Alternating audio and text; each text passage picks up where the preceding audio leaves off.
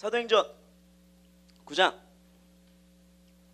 15절에서 한번 끊고 23장 11절 두 절 같이 한번 보도록 할게요. 사도행전 9장 15절 그 다음에 23장 11절.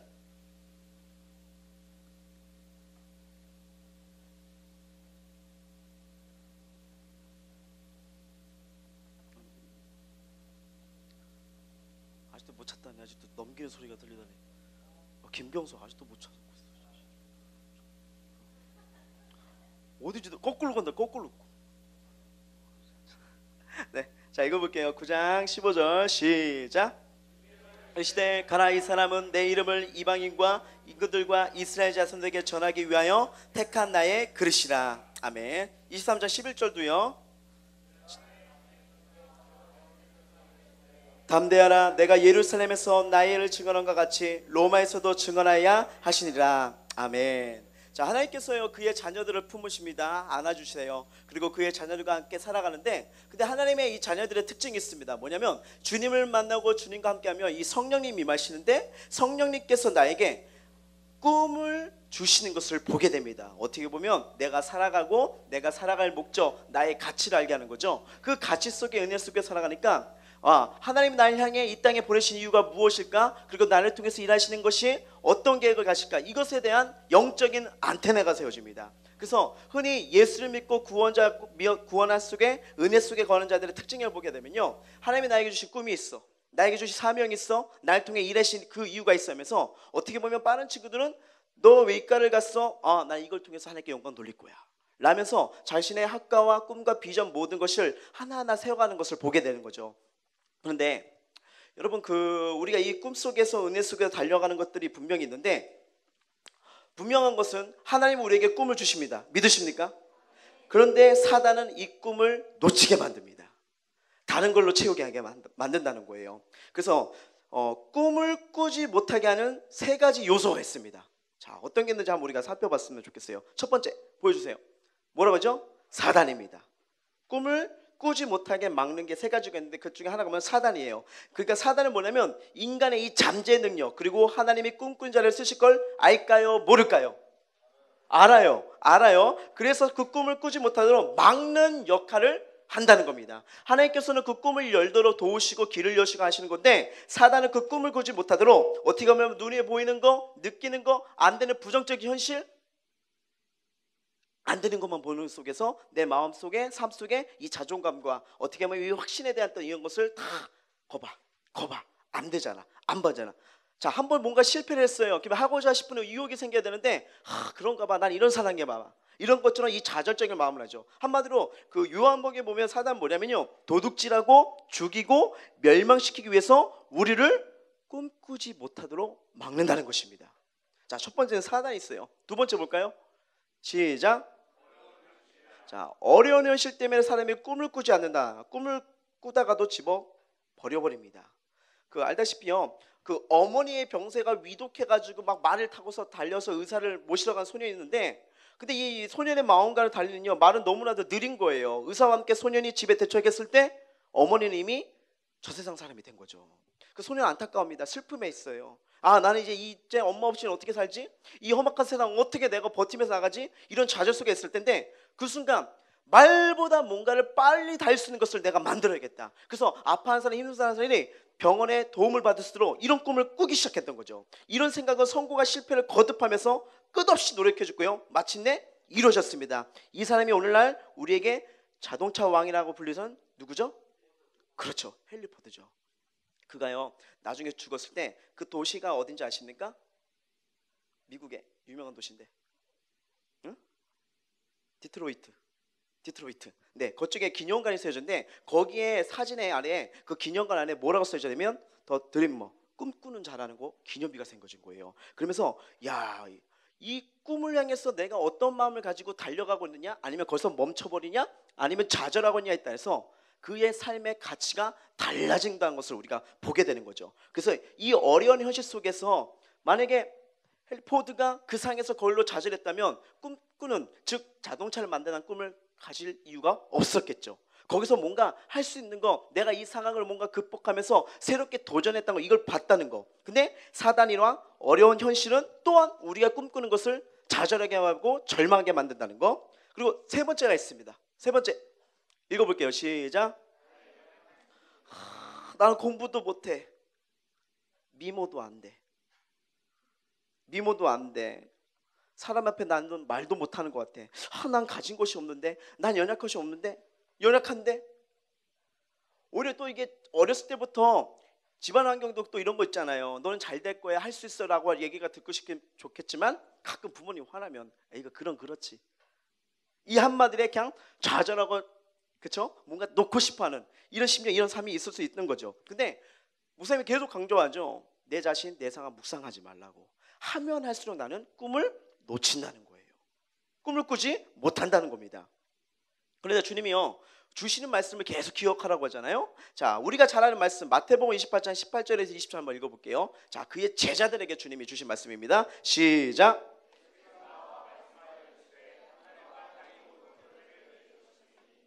그러므로 너희는 가서 모든 민족을 제자로 삼아 아버지와 아들과 성령의 이름으로 세례를 베풀고 내가 너희의 분부한 모든 것을 가르쳐 지키게 하리라.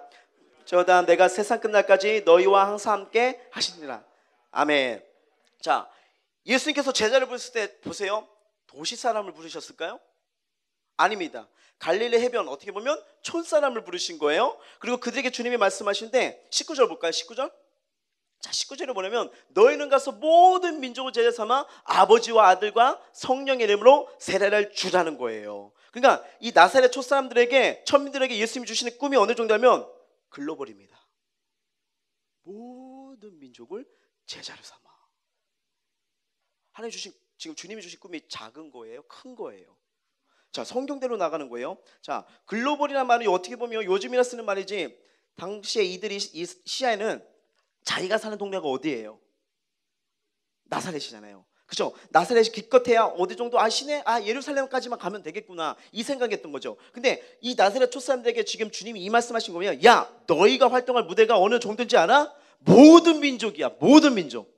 이게 주님이 주신 말씀이라는 거예요. 그러니까 그들이 사는 그 동네만 있었지 뭐 팔레스타인의 국경을 넘어간 적은 없던 거죠. 그래서 제자들은 딱 이 말씀 때, 주님 누구보다 날 아시잖아요. 우리의 모습을 아시잖아요. 이 국경을 넘어가 보지도 않았는데 기껏해야 여기 갈릴리 호수 뿐이란 거예요. 그런데 우리가 모든 족속이라고요? 이런 생각이 있었겠죠. 그런 가운데서 주님은 말씀하신 거예요. 그렇게 될 수 있는 자원이 너희에게 있다는 거예요. 그것을 이 본문이 말해주는 겁니다. 다시 18절 한번 보여주겠어요? 하늘의 땅의 모든 권세를 하나님이 예수님께서 주셨다는 거잖아요. 그렇죠? 하늘과 땅의 모든 권세가 예수님께 들어갔습니다. 그러므로 20절 말씀에 세상 끝날까지 내가 너희와 함께하리라, 이 말씀 속에서 뭐냐면 이렇게 말하는 거예요. 내가 자원이라는 거예요. 누가 자원이요? 예수님이 자원이란 겁니다. 모든 민족을 제자 삼을 수 있는 에너지, 그게 바로 나, 예수라는 거예요. 예수. 난 하늘과 땅의 모든 것이 내 손 안에 있어. 너희가 세상 끝날까지 나는 너와 함께 했을 거야. 왜? 내가 자원이기 때문이에요. 지금 이 말씀을 주시는 겁니다. 자, 이 말씀만 또 주셨을까요? 마가복음 16장 볼까요? 시작. 또 이르시되 너희는 온 천하에 다니며 만민에게 복음을 전파하라. 무슨 말일까요? 온 천하에 다니며 만민에게 복음을 전파하라. 무슨 말이에요? 온 천하 만민이 너희 손에, 너희 순종에 달려있다. 예수님 말씀하신 겁니다. 자, 예수님께서요 이제 십자가를 지시고 부활 승천하시기 전에 직전에 떠나가는 예수님, 이제는 그 예수님이 다시 하늘로 올라가시잖아요. 그때 이 제자들의 마음이 두려웠겠죠. 또 주님이 없어 우리와 함께하지 않으시네, 다시 이제 올라가시면 어떡하지? 마음이 외롭고 두려운 마음이 있었겠죠. 그런데 그들에게 예수님이 뭐라고 말씀하시냐? 사도행전 시작. 오직 너희에게 성령이 임하시며 너희가 권능을 받고 예루살렘과 온 유대와 사마리아와 땅까지로 내 증인이 되리라 하시니라. 아멘. 뭐예요? 너희 성령이 너희에게 임하시면 권능 받고 예루살렘, 유대, 사마리아 땅까지 내 지린다는 거 무슨 말입니까? 여기서 강조하는 게 뭐예요? 땅끝입니다. 해남 아니에요. 거기 땅끝 마을. 자, 무슨 말일까요? 이거에 너희가 활동해야 될 무대는 땅끝이야. 글로벌이라는 겁니다. 주님이 주시는 말씀의 꿈의 크기가 지금 작아요? 커요? 큽니다. 지금 제자들에게 이거예요. 자, 이 꿈을 받은 자들이 지금 한마디로 누구예요? 제자들이잖아요. 야, 너희는 비록 나사렛 촌사람 천민이지만 너희가 활동해야 될 무대는 모든 민족 온천하 만민을 구원하는 거야. 글로벌 땅끝까지. 이게 지금 주님이 주신 겁니다. 근데 잘 생각해 보세요. 제자들은 그 꿈을 꿨을까요? 안 꿨을까요? 성경 잘 생각해 보세요. 꿈을 꿨을까요? 안 꿨을까요? 그렇죠? 제자들이 움직여요? 안 움직여요? 안 움직이죠? 안타깝게도 이웃 동네 사마리아도 가지 않습니다. 전부 어디에 모여 있었죠? 예루살렘이에요. 자, 꿈을 꿔 주셨는데 잡지도 않고 움직이지도 않고 가만히 있어요. 자, 잘 생각해 보세요. 주님의 마음이 답답했을까요? 시원하셨을까요? 답답합니다. 그래서 주님은 예루살렘 교회 당회자 누구냐? 야고보를 치십니다. 핍박으로 인해 그는 순교당하죠. 그래도 제자들이 움직여요? 안 움직여요? 안 움직입니다. 막 움직일 생각을 안 하는 거예요. 그럴 때 또 누굴 치시냐? 스데반을 치십니다. 스데반이요. 그래서 가기 싫은 제자들을 억지로 어디로 보내냐? 사마리아로 보내죠. 그래도 그들은 꿈을 꾸지 않습니다. 그렇죠? 움직이지 않는 그들의 상태의 모습을 보게 되죠. 그런데 이 꿈을 꾸지 않는 이 12명을 이젠 주님이 놔두고요. 또 하나님이 다른 제자를 부릅니다. 누굴까요? 그렇죠. 바울입니다. 사도행전 9장 15절. 시작.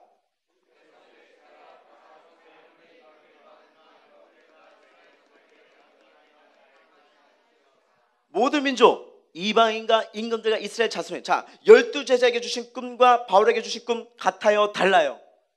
똑같습니다. 똑같이 주는 거예요. 꿈을 그대로 주시는 겁니다.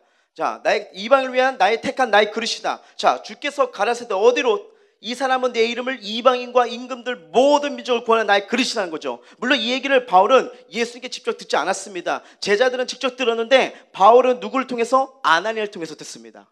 그렇죠? 주님이 말씀하시는데 당신은 이방인을 구원할 예수님의 그릇이라고 합니다. 이렇게 말을 하는 거예요. 자, 바울과 다른 제자들의 다른 면이 있습니다. 다른 면이 있어요. 사도행전 19장 21절 읽은 거죠. 시작.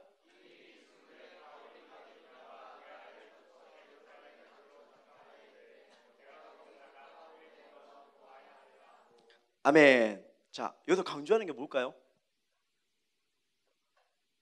자, 이 흐름을 보면 딱 뭐가 나오죠? 자, 가기로 했던, 그러니까 한마디로 뭐예요? 로마도 보아야 하리라, 이 말이 하고 있어요. 한마디로 바울과 다른 제자가 좀 달라요. 달랐다는 게 뭐예요? 꿈을 먹었습니다. 꿈을 먹었어요. 꿈을 꾸게 된 거예요. 자, 볼까요? 로마서 1장 15절 시작. 그러므로 나는 할 수 있는 대로 로마에 있는 너에게도 복음 전하기를 원하노라. 자, 로마에 가서도 복음을 전하기 원하는 게 누구의 꿈이에요? 바울의 꿈이었습니다. 자, 12제자와 바울의 다른 점이 있습니다. 그 꿈꾸는 바울에게 주님이 이제 뭐라고 하시냐? 자, 지금 바울이 꿈을 꿨어요. 실행을 하잖아요. 자, 그런 바울에게 주님이 23장 11절이에요. 시작. 담대하라. 내가 예루살렘에서 나의 일을 증언할 것 같이 로마에서도 증언하여야 하리라 하시니라. 무슨 말이에요? 무슨 말이에요? 너희 꿈대로 증언해야 돼. 그게 주님의 말씀이에요. 너희 꿈대로 증언하라고요. 당시 로마는요 세계를 지배하는 강대국이었잖아요. 그리고 바울은 팔레스틴 어디냐면 전라북도만한 그런 땅덩어리에 사는 민족입니다. 몸은 거기 있지만 그는 로마 땅끝을 향해 있었던 거예요. 세계를 향해 있었던 거예요. 왜? 거기 가서 복음을 전하려고요. 그 복음이 뭐냐면 예수가 주님이시다. 이걸 꿈을 갖고 있었던 것입니다. 근데 로마는요 어떤 나라죠? 가이사 황제가 주인이다. 로마는 그런 곳이에요. 맞죠? 그런 곳입니다. 자, 일본 천황이 신이듯이 로마에서도 황제가 신이었잖아요. 로마가 왜 기독교를 핍박합니까? 가이사를 주라고 해야 되는데 예수를 주라고 하니까 그렇게 버린 거잖아요. 그것 때문에 열받아서 황제가 나중에는 기독교를 박해하고 핍박을 하는 게 아니겠습니까? 한마디로 로마에 가서 예수가 주이십니다 선언하면 바울은 자기가 죽을 걸 알까요? 모를까요? 알면서도 갑니다. 왜요? 꿈이 있기 때문이에요. 꿈이 있기 때문에. 그럼에도 불구하고 바울은 꿈을 꾸미고요, 로마에서 복음을 전하겠다. 왜? 죽을 줄 알면서도. 자, 로마는 팔레스타인을 지배하고 있는 국가입니다. 바울은 어떻게 보면 피지배국 백성이죠. 거기 가서 복음을 전하면 문화적 충돌이 일어날까요? 안 일어날까요? 일어납니다. 죽을 수밖에 없어요. 근데 죽을 것도 알면서도 뛰어가고 각오합니다. 그리고 알다시피 콘스탄틴 왕자 때 AD 303년이죠. 로마의 국교가 뭘로 바뀌죠? 기독교로 바뀝니다. 뒤집어지는 역사가 일어난 거예요. 그리고 로마를 통해서 세계 복음화의 역사의 길이 열리기 시작합니다. 자, 바울이 살았을 때 어떤 말씀을 부여잡았을까? 빌립보서 4장 13절 시작. 내게 능력 주신 자 안에서 내가 모든 것을 할 수 있느니라. 아멘. 바울은요, 말도 잘 못한 사람이었죠. 또 질병이 너무 커가지고요, 자기 몸도 자기 스스로 가누기 힘든 사람이었습니다. 그럼에도 불구하고 그는 로마의 꿈을 꿨던 거예요. 로마를 먹고 세계를 복음화해야겠다, 이 꿈을 가진 겁니다. 자, 그의 자원은요, 자기 수준이 아니었어요. 자기 여건이 아니에요. 맞죠? 자기 수준, 자기 여건이 아니에요. 바울의 에너지는 뭐였습니까? 뭐예요? 내게 능력 주시는 예수였습니다. 하늘과 땅의 모든 소유하신 예수 그리스도. 아, 그분 안에 나는 못하지만 그분 안에 나는 할 수가 있다는 거. 내 수준이 어떠하든 거 상관없어. 내가 가지고 있는 거 약해도 주님 안에서 난 모든 걸 할 수 있어. 이것이 여러분 하나님의 신비입니다. 그분 안에서 가능하다는 거. 어려운 현실, 연약한 수준 모든 걸 뛰어넘게 하는 게 예수이십니다. 그래서 내가 언제까지? 세상 끝날까지 누구와? 내가 너와 항상 함께 있다는 거. 주님이잖아요. 주님이잖아요. 그분을 바라보면요, 현실이 아니라 그 현실을 뛰어넘는 꿈을 보게 된다는 거예요. 아, 이걸 보면서 우리가 참 많은 걸 느낍니다. 우리 담임 목사님 하신 말씀 있잖아요. 아, 하나님은 꿈꾸는 자를 쓰시는구나. 하나님 꿈꾸는 자를 쓰신다는 거. 지혜로운 자, 많은 걸 가진 자, 미모가 출중할 쓰시지 않고 누구요? 꿈을 꾸는 자예요. 꿈을 꾸는 자예요. 자, 신앙의 연조는 바울보다 제자들이 더 오래됐잖아요. 그렇죠? 오래됐습니다. 그런데 한마디로 바울의 꿈이 더 컸잖아요. 그들이 꿈꾸지 않은 걸 그가 꿨습니다. 하나님이 꿈꾸는 자를 얼마나 좋아할까요? 자, 주님이요, 12제자에게 너희는 가서 모든 민족에 제일 삼아 세례를 주고 가르쳐지게 해라, 꿈을 주시는데, 이제는 나중에 이 제자들이 그 꿈을 꿔요, 안 꿔요? 꾸잖아요. 어떻게 됩니까? 어떻게 돼요? 교회를 세우는 기둥들이 되기 시작합니다. 꿈을 꾸니까요. 그들은 처음에 안 움직였어요. 하지도 않았어요. 가만히 있었어요. 아무 일도 안 일어납니다.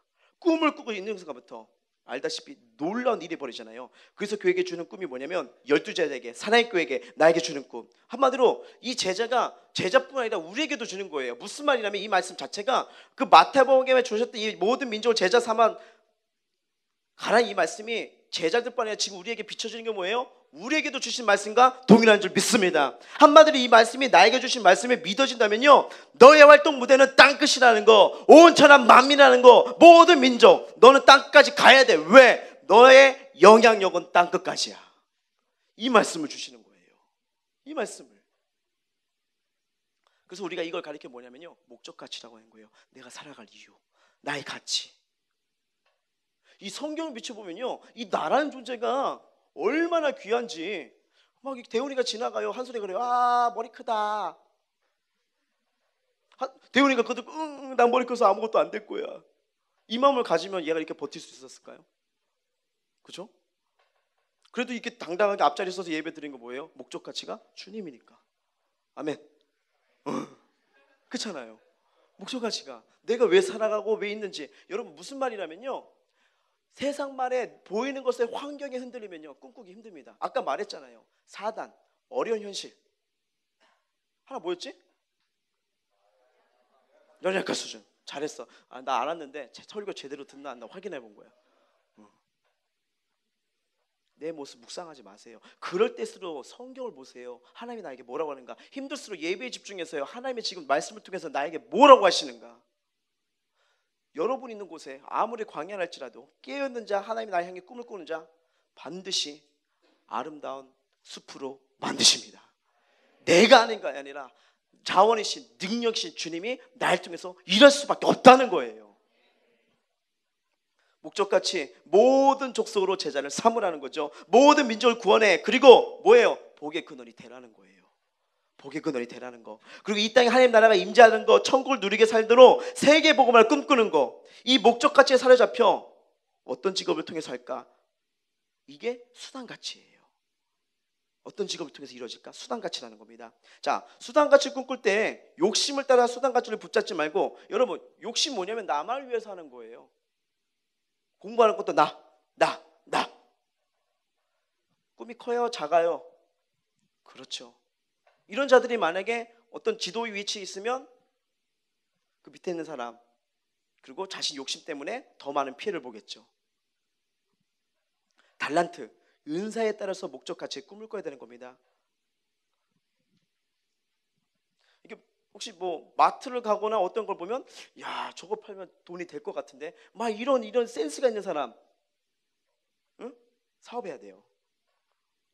사업해야 돼요. 뭔가 자꾸만 저거 왜 저렇게 파지? 저기다 이렇게만 하면 조금 이익이 남을 것 같은데? 하면서 자꾸 이런 게 느껴지는 사람, 사업을 해야 됩니다. 그 은사에 따라 꿈을 꿔야겠죠. 아, 불의한 상황, 그리고 불의한 사람 보고 막 이런 걸 보면 막 마음을 어떻게 막 추스를 수가 없어요. 이 사람은요, 검사의 꿈을 꿔야 됩니다. 그렇죠? 막 뭐라 할까, 냉장고, 세탁기 보면 일단 다 해보고 싶어요. 해보고 싶고 딱 마치고, 오, 이런 자들은 어떻게 해야 될까요? 공대 가야죠. 내가 제일 관심 있는 거를 지금 찾으라시라는 거예요. 응? 막 뭐라 할까, 도화지만 보면 그림이 나와요.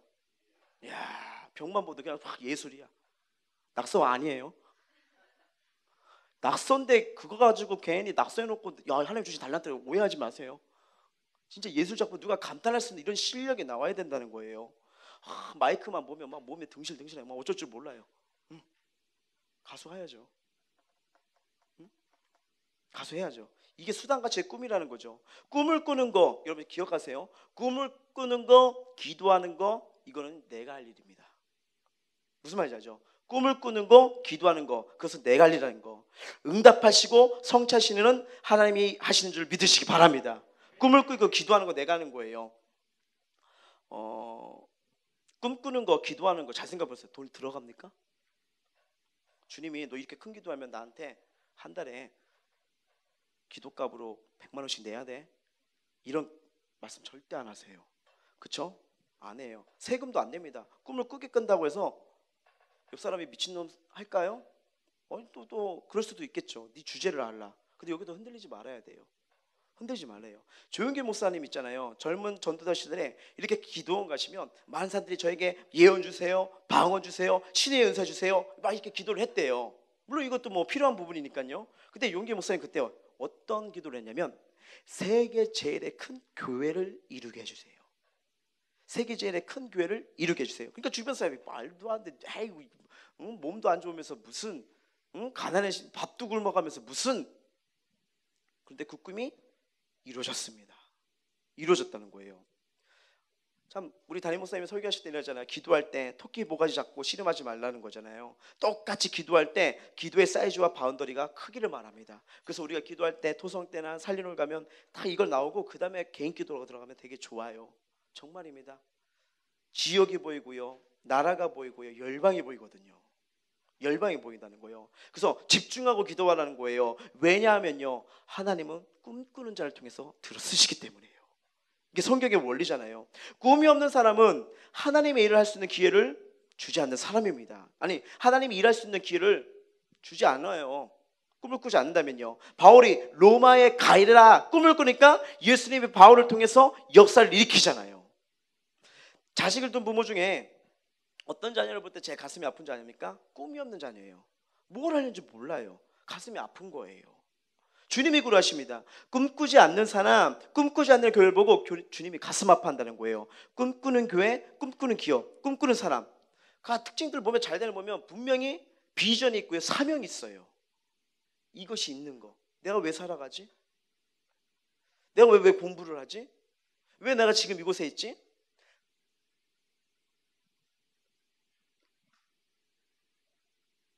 내 꿈은 가족 아프지 않고 잘 사는 거다 하는 사람은요, 그게 꿈이 아니죠. 무슨 말이냐면 현대인들이 지금 꿈 없이 달려간다는 거예요. 그러니까 살려고 꿈을 꾸지 않으면요 인생을 도둑맞습니다. 정말 중요한 시기예요. 여러분 나이 때. 이때 어떻게 하느냐에 따라서 30대가 달라져요. 30대는 40대가 달라지고요. 정신없이 뛰어가는데 한번 잘 생각해 보세요. 지금 여러분이 정신없이 달리고 있을 거예요. 근데 꿈이 있습니까? 확실합니까? 목표가 있습니까? 아니면 여기 보면 흔들리고 저기 보면 흔들리고 이거 보면 아닌가? 계속 흔들립니까? 그 세계교회 손일보 목사님이 쓰셨던 목사님 전도가 참 쉬워요. 이 책 읽어보신 분들 있을 건데 이해가 있어요. 참 이해가는 시간이 지나도 잊혀지지가 않습니다. 무슨 이해냐면요. 보세요. 아버지가 아들을 위해 돈을 모았다. 아버지가 모은 돈이 100억이다. 그런데 그 돈을 그냥 아들에게 주면 방탕할 수 있다.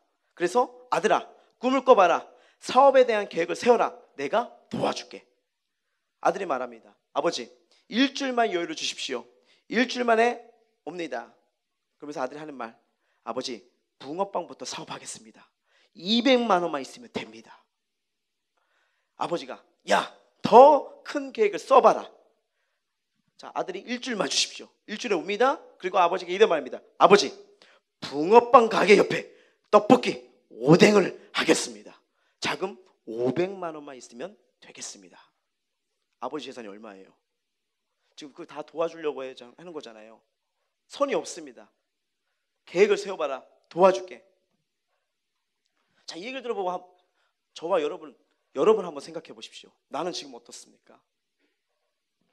하늘과 땅의 모든 것이 내게 있다고 하고 나는 너를 도와줄 준비가 있다는 게 주님이 우리에게 주신 말씀이에요. 너 한번 꿈꿔봐. 이 말씀에 대해 주시는 하나님의 심정을 알았으면 좋겠습니다. 특히 여러분 때 푸른 꿈을 꿔야 되잖아요. 큰 꿈을 하는 거, 작은 꿈을 꾸지 말라는 거예요. 하나님 주신, 왜? 나의 자원의 에너지가 누구요? 예수님이요. 그분은 작으신 분이에요? 아니면 크신 분이에요? 크신 분이잖아요. 하나님은요 이미 상상할 수 없는 사랑과 은혜의 계획이 내게 있는 줄 믿으시기 바랍니다. 하나님의 계획보다 내 꿈이 항상 작아요. 솔직히 보면요. 그렇죠? 작아요. 이 송영민 목사님이 이 말씀하십니다. 현실하고 자기 수준에 비해서 몇 배의 꿈을 꾸라면 10배 이상의 꿈을 꾸랍니다. 10배 이상 꿈을 꾼듯을지라도 하나님 앞에서는 클까요? 작을까요? 작은데, 그런데 계속 작은 꿈을 꿔본다고 생각해 보십시오. 자, 왜 이 말씀을 하냐면요. 여러분 주대준 장로 아시죠? 그렇죠? 하나님의 대사. 네. 자, 이분이요 컴퓨터 프로게이머로 일하다가 이렇게 지나가다가 집이 너무 좋은 거예요. 막 들어갔더니 경비가 못 들어가게 한 거예요. 그래가지고 그 상처로 내가 저 청와대에 들어가서 근무하겠다. 그 꿈을 가진 겁니다. 그리고 그때부터 자기 인생의 DNA가 뭐대요? 청와대로 집중하게 돼요. 그리고 거기에 들어간 실력을 쌓기 위해서 실력을 쌓으면서 기도하기 시작합니다. 반기문 총리께서요 누굴 보냐면 케네디 대통령을 보고요, 야 나도 외교관이 될 거야. 꿈을 꾼 순간 자기의 모든 에너지가 어디로 향하냐면 영어에 집중하기 시작했습니다. 그 꿈을 향해서 이 과정을 겪어야 되니까요. 무슨 말이에요? 사람이요 꿈을 꾸면 집중하게 됩니다. 그래서 저 목사님이 말하죠. 너 여기 꿈이 있냐? 있으면 꿈과 관련된 것에 집중하고 있냐? 아니면 절대로 내 인생 시간만 빼앗는 것에, 더러운 것에 집중하고 있냐? 진짜 꿈꾸는 자는요 꿈에 관련된 것에 집중할 수밖에 없어요. 없어요. 나태해지고 나른해지고 방탕해지는 것을 이 꿈꾸는 자들은 이것이 상당히 방지가 됩니다. 젊었을 때 꿈을 꾸고요 40, 50대 그것이 이루어질 수 있어요. 그러면요 빨리 또 다른 꿈을 꿔야 됩니다. 꿈은 언제까지요?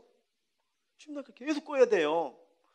제일 무서운 순간, 사람이 성장하지 않는 순간, 이 정도면 됐지, 끝입니다. 이 정도면 됐지.